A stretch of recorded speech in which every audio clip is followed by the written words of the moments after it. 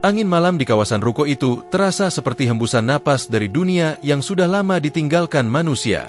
Udara lembab, berdebu, dan membawa bau karat dari pintu besi tua yang sudah tidak pernah dibuka pemiliknya. Di atas trotoar sempit yang retak, seorang lelaki renta duduk bersandar pada tiang. Tubuhnya kurus, kulit wajahnya kusam penuh garis getir kehidupan.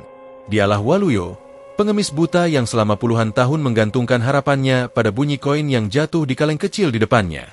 Tangannya yang kurus meraba kaleng-kaleng lusuh itu. Hanya ada 3 keping uang yang dinginnya menusuk telapak.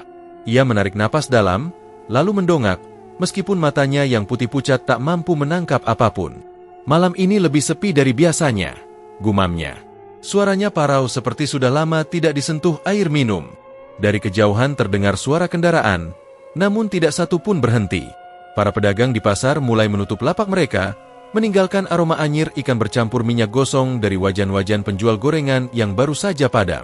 Langkah kaki mendekat pelan. "Pak Waluyo," suara seorang pedagang perempuan terdengar ragu. Waluyo mengenali suara itu. "Bu Sari, sudah selesai jualan?" "Iya, Pak." Sari menatapnya penuh iba.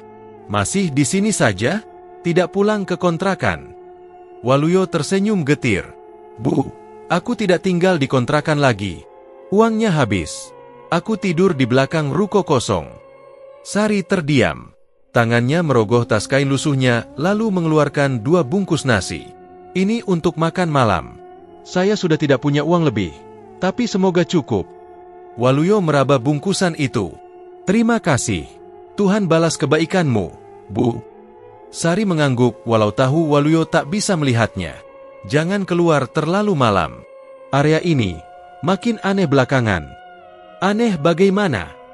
Setiap tengah malam, ada sesuatu yang bergerak di gang samping ruko. Orang-orang bilang mereka mendengar suara gesekan panjang. Seperti sesuatu sedang merayap. Ia memeluk tubuhnya sendiri. "Saya tidak tahu pasti, tapi jangan sampai Pak Waluyo jadi korban." Waluyo mencoba tertawa tipis. "Aku ini orang tua buta tak punya apa-apa. Apa gunanya ganggu aku?" "Itu dia," jawab Sari lirih. "Justru karena Bapak tidak punya apa-apa." Lalu ia pergi. Langkahnya cepat, seperti takut menoleh ke belakang. Waluyo menghela napas, lalu membuka sedikit bungkus nasi itu. Aroma lauk sederhana membuat perutnya bergetar. Ia makan perlahan-lahan. Namun ketenangan itu tidak berlangsung lama. Ketika jarum jam di telepon genggam seseorang entah di mana menyentuh pukul 12, udara berubah. Waluyo menggigil. Ia memegang dadanya. Jantungnya berdetak tidak seperti biasanya. Angin yang tadi lembab berubah sangat dingin. Bukan dingin biasa, melainkan dingin yang membuat tulang belakang seperti ditampar. Tiba-tiba, shred, shred. Suara gesekan panjang itu terdengar dari arah gang sempit di samping ruko. Suara itu seperti kulit panjang yang kering menyeret lantai beton. Bukan langkah manusia.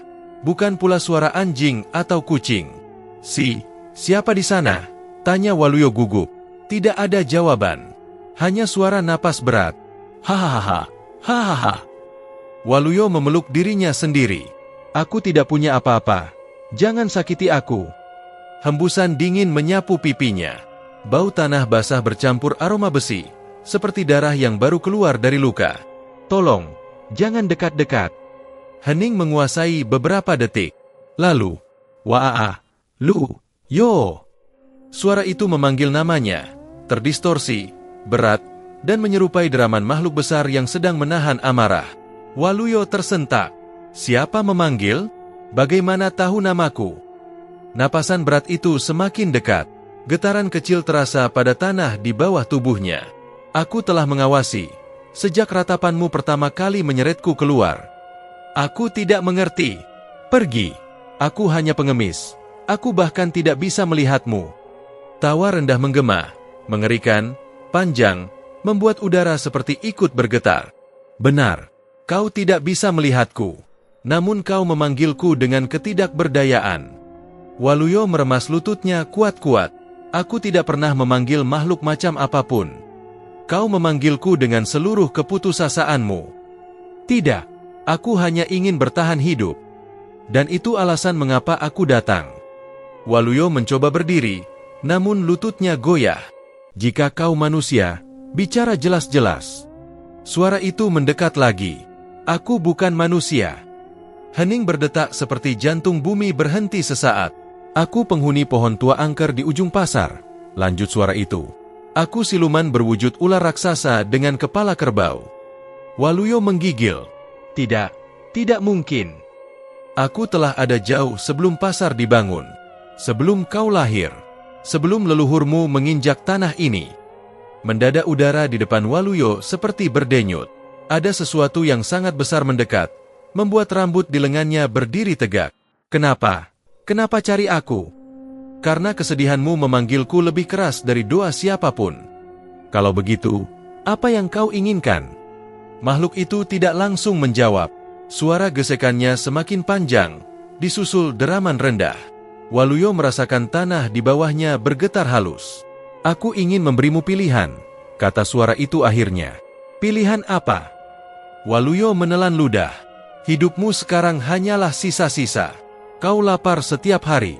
Kau tidur tanpa kedamaian. Dunia tak memberikan apapun kepadamu. Benar. Waluyo terdiam. Tenggorokannya terasa sangat kering. Lalu, aku bisa mengubah nasibmu dalam sekejap. Bagaimana caranya? Aku bisa memberimu penglihatan kembali. Darah Waluyo seakan berhenti mengalir. Ia memegang wajahnya sendiri. Penglihatan, sesuatu yang sudah ia lupakan rasanya. Dunia baginya hanya gelap total. Jangan mempermainkanku, suaranya bergetar. Aku tidak bermain. Aku bisa memberimu kemampuan melihat melebihi manusia. Lalu apa harganya? Waluyo tahu tidak ada pemberian gratis dari makhluk selain manusia. Harganya sederhana. Setelah ajalmu tiba, aku mengambil tubuhmu sebagai wadah baru. Waluyo mundur perlahan. Tidak, tidak. Jangan pura-pura takut. Dalam hatimu, kau menginginkannya. Aku tidak ingin menjadi budak makhluk sepertimu. Kau sudah menjadi budak kemiskinan jauh lebih lama. Waluyo terdiam. Kata-kata iblis itu masuk jauh ke dasar benaknya. Ia memikirkan malam-malam dingin tanpa atap. Hari-hari lapar. Tatapan jijik dari orang-orang. Tidak ada keluarga. Tidak ada harapan. Pilihlah, bisik makhluk itu. Sebelum aku memutuskan memakanmu tanpa perjanjian. Suara itu begitu tenang sehingga lebih menakutkan daripada ancaman teriak. Waluyo tidak bisa bernapas. Jika aku menolak, kau mati besok. Tubuhmu membusuk tanpa dikenali siapapun. Jika aku menerima, kau mulai hidup kembali. Waluyo menunduk. Air matanya mengalir. Ia tahu hidupnya sudah tidak layak disebut hidup. Ia hanya menunggu hari terakhir. Dengan suara nyaris habis, ia berkata, "Ya." Udara mendadak membeku. Lalu, "Braa!" Suara seperti tulang patah terdengar dari belakang. Waluyo menjerit saat sesuatu yang sangat dingin dan berat merasuk masuk ke tengkuknya. Tidak ada luka, tetapi sensasi itu membuat seluruh tubuhnya nyaris meledak. Tiba-tiba, gelap berubah menjadi cahaya. Matanya melihat. Namun yang pertama terlihat adalah raksasa bersisik hitam melingkari dirinya. Kepala kerbau dengan mata merah menyala mengawasinya dari jarak yang sangat dekat. "Sekarang," kata siluman itu dengan suara menggelegar, "kau bisa melihatku." Penglihatan baru itu membuat Waluyo terdiam. Tubuhnya gemetar, bukan hanya karena kaget, tetapi karena apa yang pertama kali ia lihat setelah bertahun-tahun tenggelam dalam gelap. Makhluk itu menjulang setinggi ruko. Sisiknya hitam berkilau seperti batu basah, dan kepala kerbaunya sangat besar, dengan tanduk melengkung ke belakang. Mata merahnya tidak berkedip, tatapannya menembus kulit dan tulang. Waluyo ingin berlari, tetapi kakinya tak sanggup bergerak. Lidahnya seperti tersangkut di tenggorokan. Makhluk itu mendekat, menundukkan kepala hingga hidungnya yang lebar hanya sejengkal dari wajah Waluyo. "Kau takut?" Waluyo menggigil. "Tentu saja. Siapa yang tidak takut melihat wajah sepertimu?" Siluman itu tertawa pelan. Suara deramannya menggema panjang seperti guntur yang menahan diri. "Takut membuatmu manusia. Namun keputusanmu barusan membuatmu bukan lagi manusia seutuhnya." Waluyo mundur setapak, punggungnya menempel tiang ruko. "Apa maksudmu?" "Kau telah mengucapkan kata, 'ya,' tanpa paksaan. Mulai detik ini, hidupmu tidak sepenuhnya milikmu. Waluyo memegang tengkuknya yang masih terasa nyeri. Apa yang kau tanam dalam tubuhku? Sebagian jiwaku, jawab siluman itu tenang. Setetes dari kebesaran yang telah kuasa ratusan tahun. Dengan itu, kau dapat melihat, kau dapat merasakan dunia seperti awal mula diciptakan. Waluyo mencoba bernapas, tetapi dada terasa sesak. Mengapa pilih aku?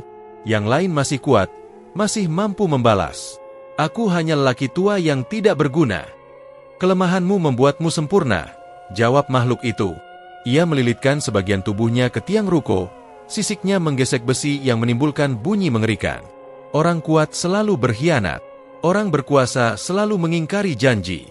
Namun orang yang jatuh paling dalam, paling mudah diikat. Waluyo menelan ludah, tenggorokan kering seperti pasir. Aku tidak mau diikat. Kau sudah terikat. Aku tidak berniat menjual tubuhku. Tubuhmu hanyalah sarung tipis.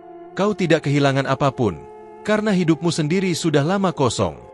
Waluyo mengangkat wajahnya, marah, tetapi tak bisa melawan.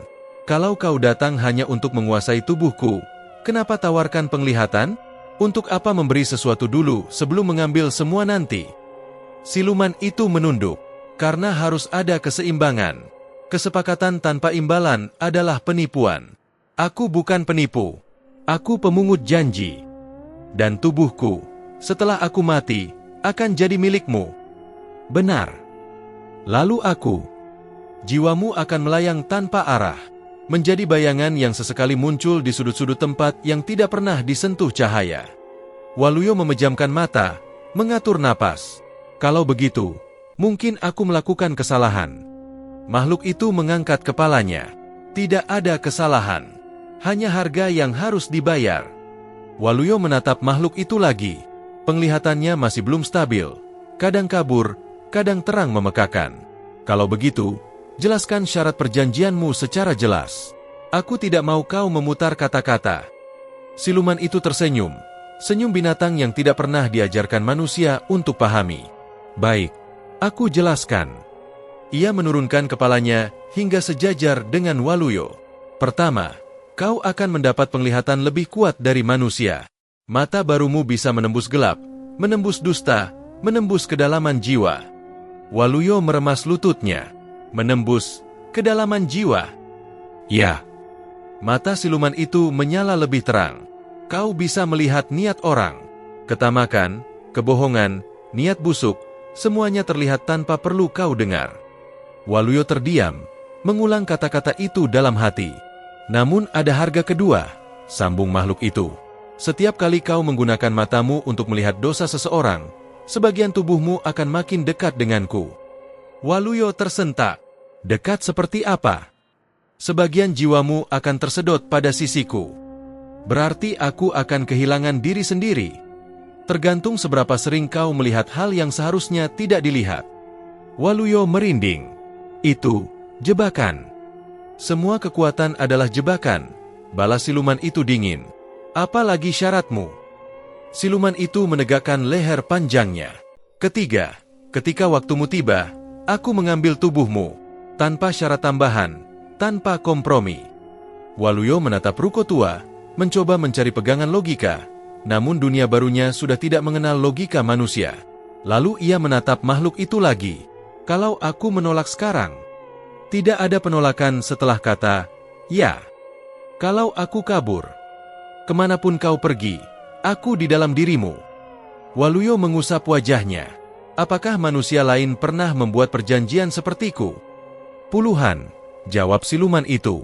Sebagian menjadi kaya, sebagian menjadi kuat, sebagian hilang tanpa jejak. Hilang. Mereka menyerah pada godaan kekuasaan yang kuberi. Akhirnya, aku mengambil wadah mereka sebelum ajalnya tiba. Waluyo merinding keras. Apa kau akan lakukan itu padaku? Siluman menatapnya lama. Tergantung bagaimana kau menggunakan penglihatan barumu. Hening panjang menguasai antara mereka. Angin berhenti berhembus. Lampu jalan tiba-tiba berkedip. Waluyo akhirnya bertanya, lalu sekarang apa yang harus kulakukan? Kau pulang, jawab siluman itu. Pulang kemana? Aku tidak punya rumah.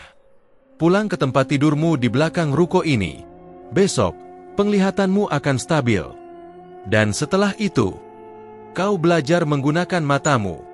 Untuk pertama kalinya, Waluyo merasa ada kegembiraan kecil, namun sekaligus ketakutan yang lebih dalam. Kalau aku tidak mau menggunakan kekuatanmu, kau bisa mencoba hidup biasa. Tapi dunia manusia tidak akan memperlakukanmu lebih baik hanya karena kau melihat kembali. Waluyo tidak menjawab. Siluman itu mendekat sekali lagi, hampir menyentuh wajahnya. Dengar baik-baik, Waluyo. Hidupmu tidak pernah adil. Dunia selalu membuatmu merangkak. Aku hanya menawarkanmu cara untuk berjalan tegak, meskipun jalannya gelap. Waluyo menatap mata merah itu tanpa berkedip. Mulai sekarang, lanjut makhluk itu dengan suara seperti gong besar, kau akan melihat segalanya, termasuk dirimu sendiri. Dengan satu gerakan cepat, tubuh raksasa itu melingkar, lalu lenyap dalam kegelapan gang. Hanya suara gesekan panjang yang tersisa, semakin menjauh, semakin dalam, hingga seakan menyatu dengan malam. Waluyo berdiri mematung, mencoba memahami napasnya sendiri. Penglihatannya masih kacau, tetapi ia bisa melihat bentuk tangannya, warna kulitnya, bahkan retakan trotoar di bawah kaki. Ia menatap ke arah gang tempat makhluk itu menghilang. Apa yang sudah kulakukan? Bisiknya. Namun tidak ada jawaban. Hanya gemuruh halus yang seakan berasal dari dalam dadanya. Suara siluman itu, yang kini tinggal di dalam dirinya. Mata Waluyo terbuka ketika embun masih menggantung di udara. Cahaya pagi yang redup memantul pada dinding kusam ruko kosong. Untuk pertama kalinya setelah bertahun-tahun, ia menyadari warna cahaya, bukan lagi sekadar kegelapan hampa. Ia meraba wajahnya. Tidak ada rasa sakit, tidak ada bekas luka. Namun sensasi aneh mengalir di kedua bola matanya. Seperti ada sesuatu yang berdenyut pelan di sana, seolah kehidupan yang bukan miliknya sedang bernafas dari dalam. Ini, penglihatan manusia, gumamnya. Tiba-tiba suara berat yang tidak asing menggema samar dari dalam dadanya. Bukan manusia, itu milikku. Waluyo terlonjak. Kau masih di sini. Aku tidak pernah pergi. Kita terikat. Waluyo menarik napas panjang. Aku baru bangun. Jangan ganggu dulu. Belajar. Kau harus belajar. Apa yang harus kupelajari? Cara melihat dosa. Waluyo memalingkan wajah. Aku tidak ingin melihat dosa siapapun. Kau tidak punya pilihan. Nada siluman itu tidak mengandung amarah, justru lebih menakutkan. Datar, penuh kepastian. Waluyo keluar dari belakang ruko itu, menapaki jalan setapak menuju pasar kecil yang mulai ramai. Ia berjalan perlahan, mencoba menyesuaikan diri dengan cahaya pagi.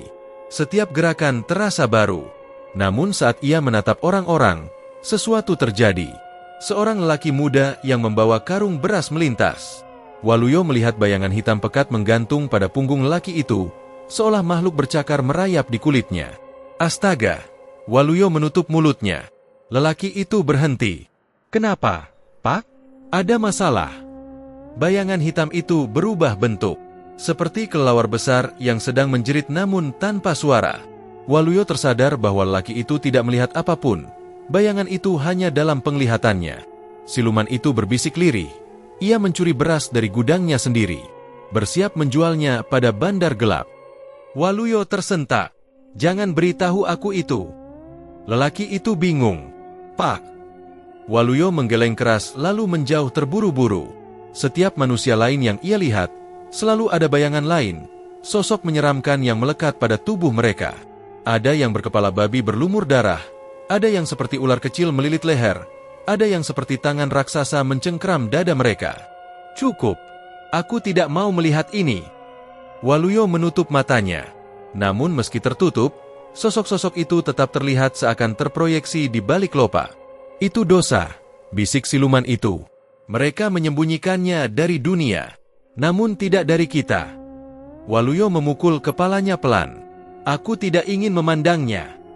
Dengarkan, jika kau terus menutup mata, kau semakin lemah. Kekuatanmu ada pada melihat. Aku tidak peduli kekuatan.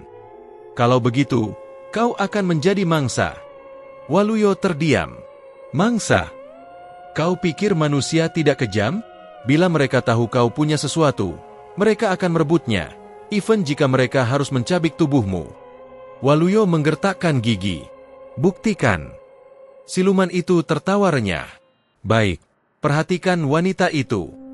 Waluyo mengikuti arah tatapan siluman yang entah bagaimana ia rasakan dalam pikirannya. Seorang penjual sayur sedang duduk di bawah payung kecil. Wajahnya tampak lelah. Waluyo memandangnya. Bayangan hitam berbentuk tangan dengan kuku panjang menggenggam jantung wanita itu. Tangan itu memerah seperti habis dicelupkan ke bara. Dia terlihat baik, gumam Waluyo. Namun ia menyimpan dendam pada suaminya. Ia meracuni makanan suaminya setiap sore dengan dosis kecil. Suaminya selalu sakit, mengira dirinya kena guna-guna. Padahal, istrinya sendiri pembunuhnya. Waluyo mundur. Mengapa? Mengapa harus aku yang melihat semua ini? Karena mereka tidak jujur pada dunia. Dan dunia butuh seseorang yang bisa melihat. Aku tidak ingin menjadi hakim. Kau bukan hakim. Kau cermin dosa. Waluyo berbalik, mencoba pergi. Namun seorang preman pasar menghadangnya. Kakek, kata lelaki itu sambil mendorong dada Waluyo. Dengar-dengar kemarin kau teriak-teriak tengah malam. Mengganggu orang tidur. Waluyo mengangkat wajahnya. Aku tidak. Namun pandangannya langsung menangkap bayangan lain. Di belakang preman itu, berdiri sosok raksasa dengan wajah manusia tanpa mulut, bertangan 4, memegang cambuk berduri. Setiap gerakan lelaki itu tampak disertai sosok menyeramkan itu memecut punggungnya, hingga luka-luka hitam tampak di dunia nyata. Waluyo gemetar. Jauhi aku. Preman itu menyeringai. Kenapa? Baru bisa lihat? Baru sadar kau cuma pengemis bau tanah? Siluman itu berbisik. Ia memeras pedagang kecil setiap hari. Tindakannya mengikat dirinya dengan hukuman dari dunia lain. Preman itu mendorong Waluyo lebih keras. Kalengmu kemarin kena tendang anak buahku. Kau tidak marah? Waluyo menahan napas. Sudah cukup. Jangan sentuh aku lagi. Terserah aku, kakek sialan. Preman itu mengangkat tangannya hendak memukul. Namun sesuatu menguasai penglihatan Waluyo. Sosok tanpa mulut di belakang preman itu membuka rahangnya perlahan, memanjang seperti retakan mengerikan. Mata hitamnya mengarah pada Waluyo. Siluman itu berbisik lebih keras. Jika kau tidak melawan, bayangan itu menghisap sebagian jiwamu. Waluyo merasakan sesuatu menyengat di tengkuknya, denyut panas dari kekuatan siluman. Aku tidak mau kehilangan diriku. Kalau begitu, gunakan matamu. Waluyo menatap preman itu tepat di mata. Seketika pupil Waluyo memanjang, berubah menjadi celah kecil seperti mata reptil. Preman itu terhuyung. Apa-apaan matamu? Ia mundur. Kau bukan manusia. Waluyo mendesis lirih, bukan karena ingin, tetapi karena sesuatu di dalam dirinya memaksa suara itu keluar. Aku memperingatkanmu, jangan sentuh aku. Namun preman itu justru panik dan meraih pisau kecil dari saku. Kau makhluk sialan, aku potong lehermu. Pisau itu meluncur ke arah Waluyo. Denyut panas dari dalam tubuh Waluyo melonjak. Tubuhnya bergerak tanpa ia sadari. Cepat, sangat cepat untuk orang seusianya. Ia menghindar ke samping, memutar tubuh preman itu, dan mencengkram pergelangan tangannya dengan kekuatan mencengangkan. Preman itu menjerit. Lepas. Sakit. Sialan. Waluyo tak berniat melukai siapapun. Namun kekuatan di dalam tubuhnya bergerak sendiri. Jarinya menekan pergelangan preman itu semakin keras. Arg! Tulangku patah. Siluman itu berkata pelan, kau bisa berhenti kapan saja, atau kau bisa biarkan tulangnya runtuh. Waluyo gemetar. Tidak, aku tidak mau membunuh. Kejam bukan berarti membunuh. Ada banyak bentuk kekejaman. Preman itu meronta, takut setengah mati. Maaf, aku tidak akan mendekati kau lagi. Sumpah. Waluyo menatap mata lelaki itu. Bayangan mengerikan di belakang preman itu meringkuk, seperti menghindari sorotan matanya. Setelah beberapa detik tegang, Waluyo melepaskan genggamannya. Preman itu jatuh tersungkur. Apa kau? Waluyo menjawab lirih, seseorang yang tidak ingin diganggu. Preman itu lari terbirit-birit, melemparkan pisau dan terhuyung menabrak gerobak. Waluyo berdiri terpaku, napasnya tersengal. Apa yang baru saja terjadi? Siluman itu tertawa, Kau baru saja merasakan sedikit saja dari bagian diriku dalam tubuhmu. Aku takut. Takut adalah awal kekuasaan. Waluyo memegang kepalanya yang berdenyut. Aku tidak mau menjadi monster. Kalau begitu, jangan lihat terlalu dalam. Namun jika kau ingin bertahan hidup, bukan manusia yang harus kau takuti. Lalu siapa? Dirimu sendiri. Waluyo menatap kedua telapak tangannya. Untuk pertama kalinya sejak perjanjian itu, ia sadar satu hal. Ia bukan lagi sekadar pengemis. Ia bukan lagi manusia sepenuhnya. Dan dunia akan segera berubah, karena matanya sudah tak bisa menutup apapun lagi. Malam turun seperti tirai hitam yang menutup seluruh kampung. Angin berdesis, membawa bau amis dari arah hutan. Walu, yang kini bukan lagi Walu biasa, melangkah dengan tongkat kayu yang tak lagi digunakannya untuk mencari arah, melainkan sebagai simbol rasa iba yang ingin ia pertahankan, meski hatinya telah semakin jauh dari manusia. Setiap langkahnya seperti mengikis tanah. Setiap napasnya seperti mengundang kengerian. Di jalanan kampung, orang-orang mulai memperhatikan perubahan pada dirinya. Bukan perubahan fisik, namun aura mengerikan yang menempel di tubuh renta itu. Sesuatu yang membuat mereka tidak berani mendekat. Namun malam itu, seseorang memberanikan diri menghampiri. Walu. Suara parau itu memanggil dari belakang. Walu menoleh perlahan, seperti ular yang mengenali suara mangsa. "Sapa Kai?" "Saya, Karyo," jawab lelaki itu gelisah. "Aku mau bicara soal kejadian tempo hari." "Ngomong wae, kudune ora usah endredeg ngono," ucap Walu dengan senyum tipis yang membuat Karyo merinding. Karyo menelan ludah. Ada 2 warga hilang. Mereka terakhir terlihat di dekat pohon tua. Orang-orang takut. "Walu. Terus? Hubungannya karo aku opo?" Suara Walu datar, namun dinginnya menusuk jantung. Karyo menggeleng. "Aku cuma curiga. Kamu sering ke sana." Dan semenjak itu, banyak yang berubah. Walu menyeringai. "Curiga? Kowe kui wong sing paling seneng gosip. Nek orang ngerti, ojo sok ngerti." Karyo mundur selangkah. "Aku cuma mau bantu. Kamu terlihat berbeda." Walu mendekat pelan, membungkuk ke arah telinga Karyo. Bisikannya bagai ular yang menyusup ke dalam pori-pori kulit. "Aku luwih apik nek kowe ora campur urusan sing dudu duekmu." Karyo terpaku. Matanya membesar ketika merasakan sesuatu merayap di kakinya. Dingin, licin, meliuk. Ia menunduk. Tidak ada apa-apa. Namun sensasi itu nyata, seperti sisik menggesek tulang keringnya. "We Walu, opo sing kowe lakoni?" Walu tertawa pelan. "Urip iki ora adil. Yo, aku mung golek kesempatan kui." Karyo semakin pucat. Aku bakal lapor kepala desa." Walu berhenti tersenyum. Aura mengerikan muncul seketika, seperti kabut hitam yang menggulung dari tanah. "Yo wes, coba wae." Ketika Karyo berbalik, langkahnya terhenti. Tubuhnya menegang. Ia ingin lari, tapi dadanya tiba-tiba terasa sesak, seolah tangan raksasa mencengkeram paru-parunya. Walu menatap punggung lelaki itu tanpa kedip. "Gusti Siluman," bisiknya ke kegelapan. "Mangsai wis teka." Suara gesekan sisik menggema di tanah. Karyo menjerit. Tubuhnya tertarik ke gelap lorong samping rumah-rumah warga. Tidak ada satupun tetangga yang berani membuka pintu. Hanya ada satu suara yang terdengar pelan, mengiris malam. "Aku wis ngelingke, yo." Keesokan harinya, Walu berjalan ke arah hutan membawa 2 karung berisi sesuatu. Orang-orang menatapnya, namun mereka takut bertanya. Ketika ia memasuki hutan, udara berubah dingin.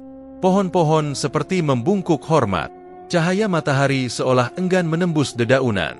Dan kemudian, ia tiba di hadapan pohon tua itu. Ular berkepala kerbau meliuk turun dari dahan.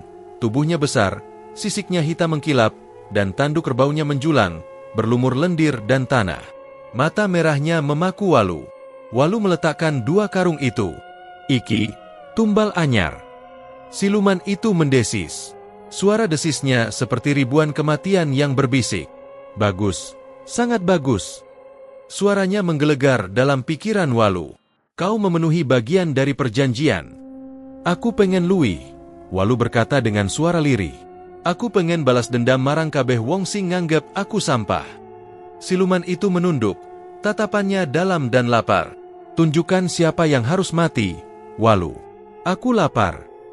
Walu menyeringai. Nek ngono, kita mulai bengi iki.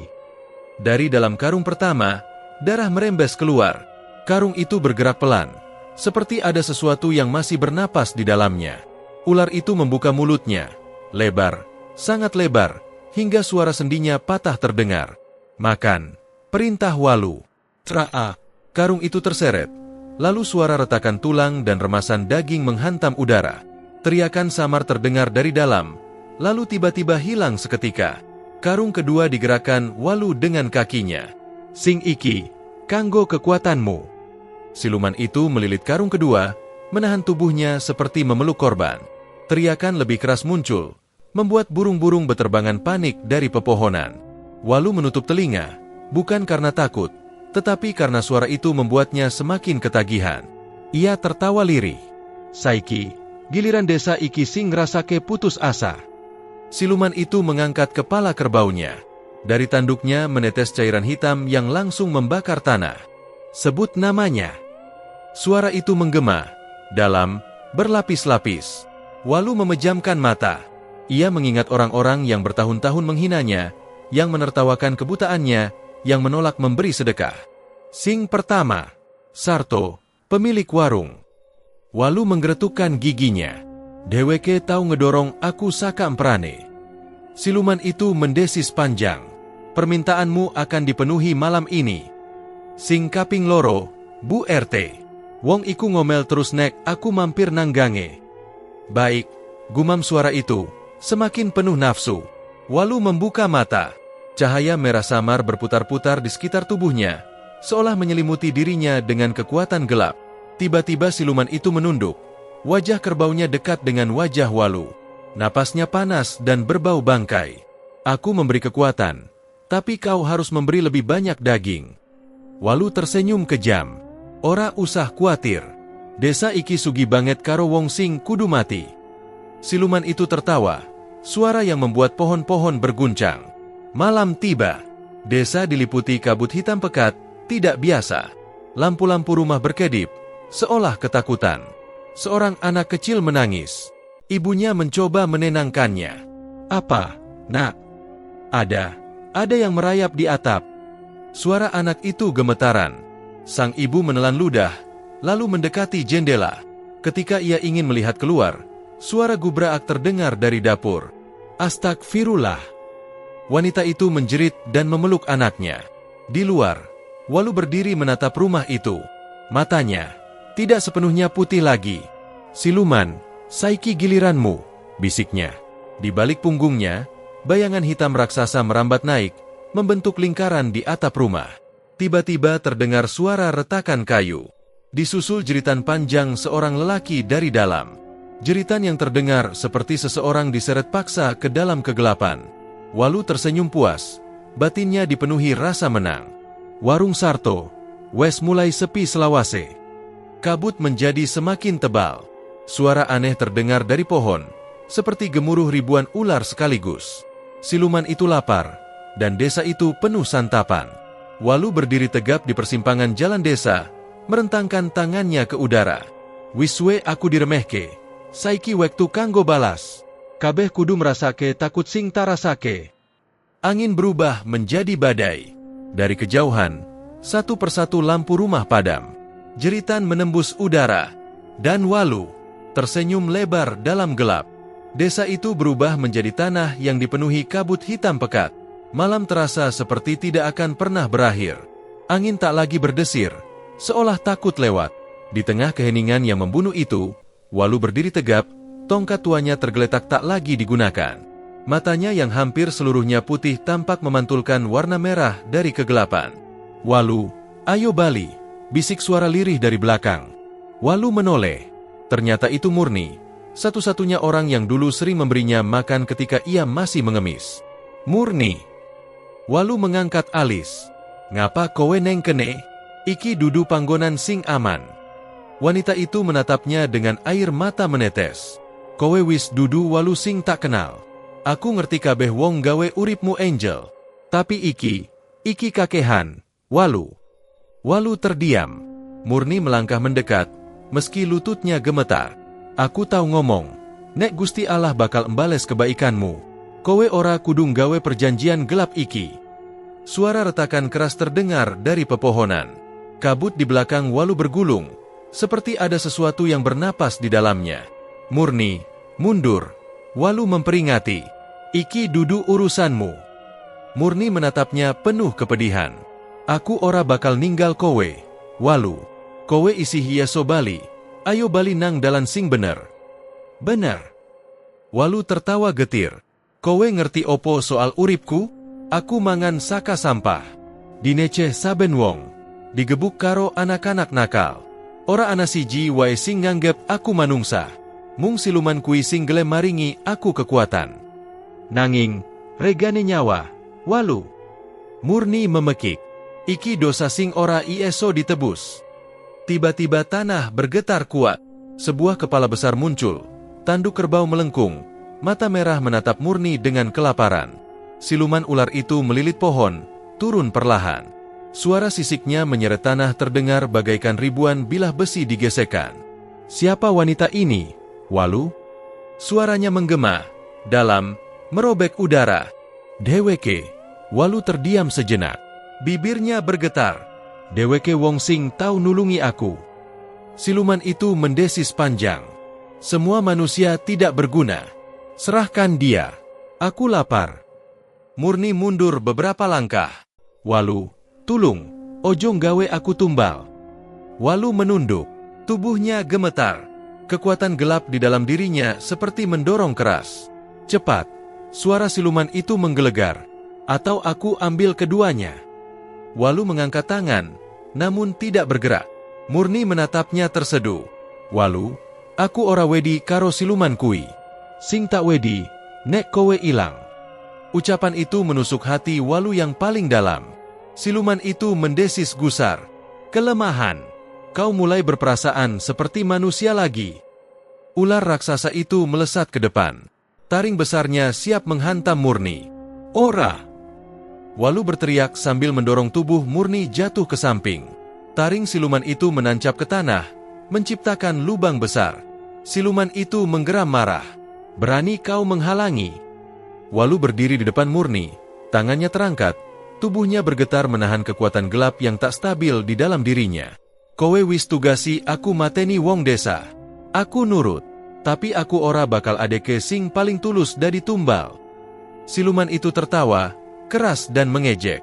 Kau pikir kau punya pilihan? Kekuatanku mengalir dalam darahmu, pengemis buta. Murni menarik lengan Walu. Walu, ayo lungah. Saiki. Namun Walu tidak bergerak. Dirinya tahu, perjanjian itu tidak bisa diputus begitu saja. Aku kudu ngrampungi iki, katanya lirih. Aku kudu mateni perjanjianku, nganggo nyawaku dewe. Gila. Murni menangis. Kowe ora kudu mati. Walu menatap wajah Murni, satu-satunya sosok yang membuatnya merasa dihargai. Ia tersenyum lemah. Matur nuwun wis nganggep aku manungsa. Nanging iki mung siji carane. Siluman itu melingkar, siap menerkam. Kalau begitu, mati kalian berdua. Walu mengangkat tongkatnya. Dari tongkat itu muncul cahaya samar, seperti nyala sumbu terakhir lilin tua. Ayo, siluman, rampungna uripku. Aku ora wedi maneh. Siluman itu menghantam dengan kekuatan penuh. Tubuh Walu terpental keras ke batang pohon, darah muncrat dari mulutnya. Walu! Murni menjerit, berlari ke arahnya. Walu terbatuk, darah mengalir dari bibir. Namun ia mengangkat tangannya, memberi isyarat supaya Murni berhenti mendekat. Siluman itu mendekat, senang melihat tubuh Walu yang melemah. Sekarang kau hanya daging busuk yang siap kumakan. Walu tersenyum, senyum paling pahit dalam hidupnya. Kowe ora bakal entuk aku selawase. Ia mengangkat tongkatnya yang retak, menusukkannya ke dada sendiri. Murni menjerit histeris. Walu! Tepat saat tongkat itu menembus jantung Walu, cahaya putih menyala dari tubuhnya seperti ledakan kecil. Cahaya itu merontokkan sisik siluman, membakar kulitnya sampai berasap. Aarg! Siluman itu meraung kesakitan, tubuhnya menggeliat hebat. Cahaya semakin kuat, memaksa siluman mundur, kulitnya melepuh seperti terbakar api suci. Tidak. Perjanjian belum selesai. Kau bodoh, Walu. Aku, wis bebas, bisik Walu dengan senyum terakhir. Tubuh ular raksasa itu meledak menjadi kepulan asap hitam, melesat ke udara lalu menghilang. Kabut pun lenyap, angin kembali berembus. Namun Walu jatuh perlahan ke tanah, murni berlutut dan memeluk tubuhnya. Walu, ojo tinggal ke aku, tulung, buka matamu. Walu mengusap pipi murni pelan. Sorry, aku mung pengemis buta sing kesel karo urip. Nanging kowe siji-sijine cahaya sing tak duweni. Air mata murni jatuh deras ke wajah Walu. Aku butuh kowe, Walu. Tulung, bisik Walu lirih. Aja lali, aku tahu urip, meski mung sebentar. Tangan Walu terkulai. Nafas terakhirnya hilang dalam senyuman kecil. Murni memeluk tubuhnya erat, memekik sejadi-jadinya, menggema hingga keluar hutan. Walu. Hutan kembali sunyi. Hanya suara daun berjatuhan, seolah turut mengantarkan kepergian seorang pengemis buta yang hanya ingin merasa dihargai. Dan malam itu, pohon tua angker untuk pertama kalinya tidak lagi berbisik. Ia kehilangan mangsanya, dan kehilangan satu-satunya manusia yang pernah mengalahkan kutukan yang ia pelihara.